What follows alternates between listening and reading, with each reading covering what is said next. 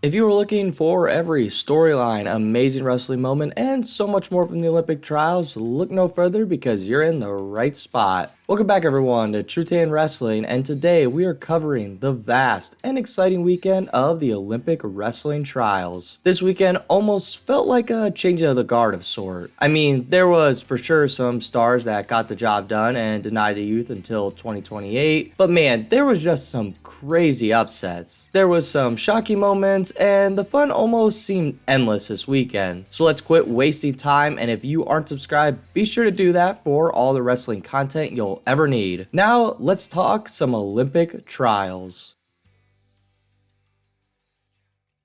Starting at 57 kilograms, and I mean, we have to start with this star who honestly dominated the show in Spencer Lee, who I would argue really owned this tournament, taking out the returning world teamer Zane Richards in the semifinals before dominating Thomas Gilman in back-to-back matches on Saturday morning, pinning Gilman in the second match, I might add, that he was once again owning, and it was not very competitive. Also, on that note of the best 2 out of 3s, I really don't understand why USA Wrestling put 57 kilograms and 65 kilograms in the morning for their first 2 matches, but every other weight they didn't do this for. Part of me thinks they were doing it for viewership reasons, but I really doubt viewers would care if 57 and 65 were in the night session. If they're doing it because they have to go to the last chance qualifier to qualify us for the Olympics, I don't really think those few hours is going to help with their weight descent at all. Plus, on that note, I really like when they spread out / drag out some of these wrestling tournaments because it feels more like a promoted tournament, but this tournament was just way too long for like no reason. Like, some wrestlers had to stay up past midnight on both nights. Like, that's just not smart organization for our best athletes in America. However, I will say this, at least they tried to make it entertaining for the fans and drag it out like an actual promotion. So I hope they can make the adjustments to make it healthy for our athletes and entertaining for the fans. On a good note, they have 4 years to figure it out, so all power to them. Only other thing to mention for me, since we are down at the lighter weights, I was super impressed with the high schoolers. Luke Lillidahl beat a lot of great wrestlers before Ohio high schooler Marcus Blaze took him out, along with Blaze also taking out Jack Forrest for the 3rd place match. Truly impressive performances by Spencer Lee and Marcus Blaze, who is one of the few not committed in his class so far. Drop a comment down below where you think he'll end up. Do you think he'll follow his brother to Purdue, stay at home at Ohio State, or go somewhere completely different? Overall though, I think Spencer Lee is going to get the job done and qualify us for the Olympics at 57 kilograms, and I honestly think he could win the whole thing, but we'll just have to wait and see till the games start.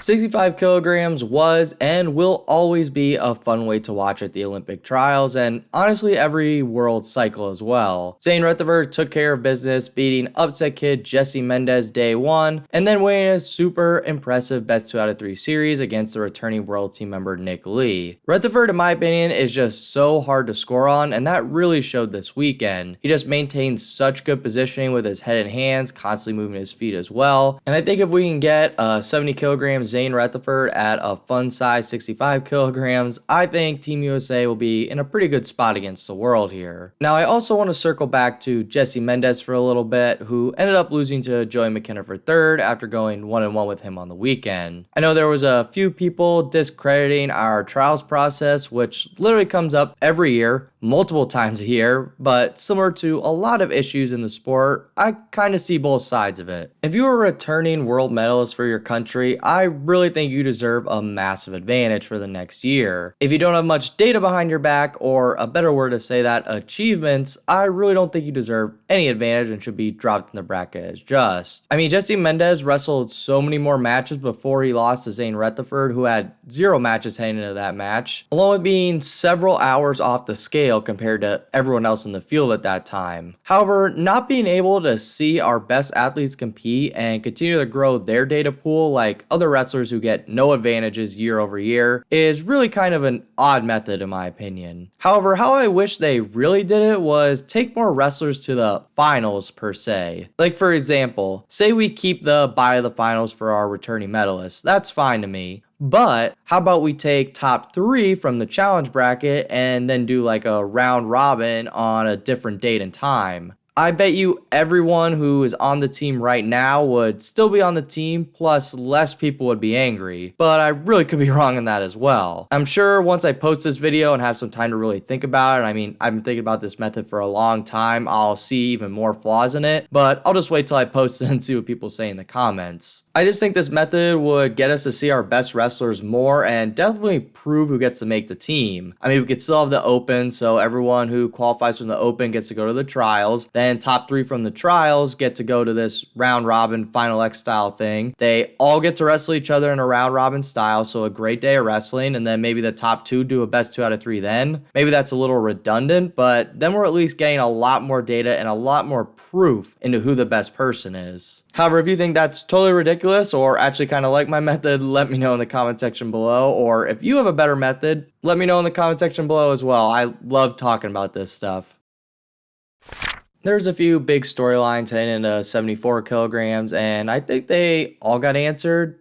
I think those questions being, will JB retire if he doesn't make this Olympic team? Will Kyle Dake beat the field? And can Jason Nolf take out Jordan Burroughs? For those who missed it, those answers are, I think, no, yes, and definitely yes. Nolf, in an interesting match in my opinion, took out Jordan Burroughs, who I thought looked fine all weekend. If you want me to talk about him getting booed, I'm not really wanting to do that if I'm being honest. I think him and Mitchell Messenbrink both did stuff during that match, but I can't really get behind booing Jordan Burroughs. He literally changed the sport for literally everyone for the better. But if you want more reactions on that topic, just scroll through Twitter or whatever. I guess I will say this regarding the fan everyone's talking about. Just come on, man. I guess like Coach Manning said, go have another beer, dude. However, besides the wrestling at 74 kilograms and Jordan Burroughs getting booed, which is still ridiculous to me, I think the bigger issue to notice is the passivity, which was really evident in this weight class. It was honestly really evident in the entire tournament, but definitely happened a lot here. Like, I understand there has to be something for the refs to keep the wrestlers accountable for scoring, but it's also super subjective no matter which way you look at it. Like, Nolf got hit twice for not controlling center and put on the clock twice against Dake in their final match, but was never put on the clock in the final minute versus Burroughs. In Greco, I think it's used a lot better and makes a lot more sense. I also don't really understand why they have to call someone in the first place in freestyle. Like, I know the first period can't end 0-0, but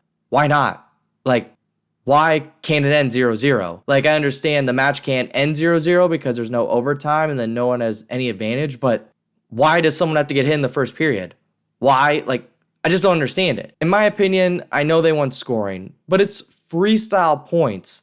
It is so easy to get a flurry of points together, especially after you talk to your coaches at the break. That's normally when most scoring happens, is after that break. What I'm getting at is there is just too much ref interference. Not even with passivity, I just think there's a lot of ref interference in freestyle. I think they all do a great job, so I don't want this to come off the wrong way, but every time there's a passivity, the action stops, and sometimes it happens right before an athlete's about to score. I just feel like in freestyle, a ref can't go a minute without calling something. And maybe that's so from a fan perspective, there's always scoring, but I think there's just too much interaction. And again, I think the refs do a great job. Overall, I really think passivity could be changed for the better, and I think it could almost get gamed to where it could be more of a negative, but let me know what you think in the comment section below. I think throughout the match, the refs should agree on calling passivities on both wrestlers if they think it is just. Then if there is 30 seconds left in the match and the score is actually 0-0, then the refs can stop the match, count up the passivities. Whoever has more, then they have 30 seconds to score. I understand this is kind of like going back to the ball grab in a way, which almost ruined the Olympic sport, but I also think it's different enough to where it could almost help. Plus, maybe I'm naive to think this, but it's not folk style. Like, 0-0 is super uncommon, and maybe if this was a rule, people would try to get to 0-0. But if you're stalling that bad, you're also going to be the one put on the clock. So I feel like it also wouldn't be an issue, but I'm just rambling at this point. Let's move on to 86 kilograms.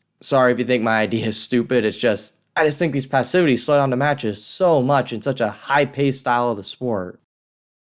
So after all that rambling, how about Aaron frickin' Brooks, everybody? Navigating the challenge bracket, and he didn't even make it easy on himself either, having some tight and fun matches, and then cutting weight till way past midnight, just to take out David Taylor, USA's returning world champion and 2021 Olympic champion, in 2 straight matches, looking like an absolute tank on the wrestling mat. Aaron Brooks, in my opinion, definitely deserves the OW. To stop David Taylor from scoring is one of the hardest things to do in the sport right now, and he shut him down at every corner he could. I think the new storyline that will be lingering all summer is, well, can Aaron win it all and take out Yazdani of Iran? And I might be a little biased, but I'm saying heck yeah he can, and I really hope we get that match in a couple months at the Olympics.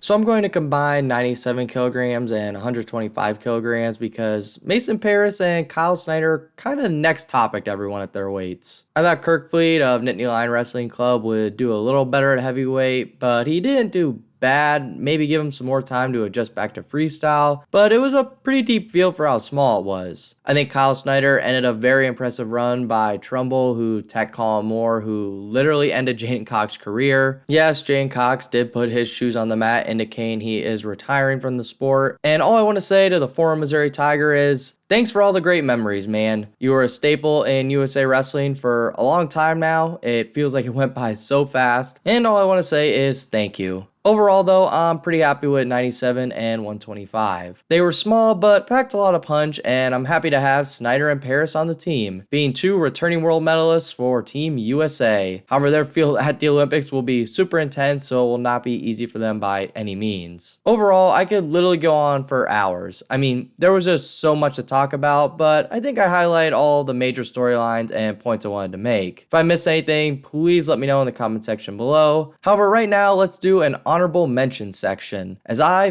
fade out. So I'll say my goodbyes right now, and I hope you all have a great day. I hope you all enjoyed me ranting about Passivity and talking about all these great wrestling moments we got to be a part of. And with all that said, take care everybody and enjoy the honorable mentions.